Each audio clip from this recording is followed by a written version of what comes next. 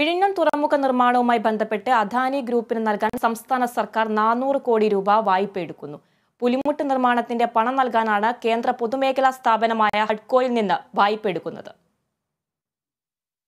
വിഴിഞ്ഞം തുറമുഖത്തിന്റെ പുലിമുട്ട് നിർമ്മാണം 30% പൂർത്തിയായാൽ നിർമ്മാണ തുകയുടെ 25% സംസ്ഥാന സർക്കാർ അദാനി ഗ്രൂപ്പിന് നൽകണമെന്നാണ് കരാർ.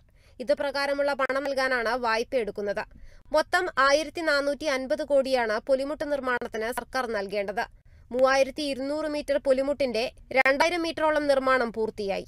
സംസ്ഥാന വിഹിതം ഉടൻ നൽകണമെന്നാവശ്യപ്പെട്ട് അദാനി ഗ്രൂപ്പ് തുറമുഖ വകുപ്പിന് കത്ത് നൽകിയിരുന്നു. ഇതോടെയാണ് വായ്പാ നടപടികൾ വേഗത്തിലാക്കാൻ സർക്കാർ തീരുമാനിച്ചത്. വായ്പ നൽകാൻ ഹെഡ്കോ സമ്മതിച്ചിട്ടുണ്ട്. ഹെഡ്കോയിൽ നിന്ന് വായ്പയെടുത്താൽ 16 വർഷത്തിനു ശേഷം തിരിച്ചടച്ചാൽ മതി. അതുവരെ പലിശ മാത്രം നൽകിയാൽ മതി. തുറമുഖ നിർമ്മാണം തുടങ്ങി 1 വർഷത്തിനു ശേഷം മാത്രമേ സംസ്ഥാന സർക്കാരിന് അതിൽ നിന്ന് 1% ലാഭവിഹിതം നേടാനാകൂ. ഇത് ഹെഡ്കോയെ പരിഗണിക്കാൻ കാരണമായി. ഇതുകൂടാതെ വയബിലിറ്റി ഗ്യാപ് ഫണ്ടായി 817 കോടി രൂപ സംസ്ഥാന സർക്കാർ നൽകണം. ഇതും വായ്പയെടുത്ത് നൽകാനാണ് സർക്കാർ ആലോചിക്കുന്നത്. Kerala vision news, Thiruvananthapuram.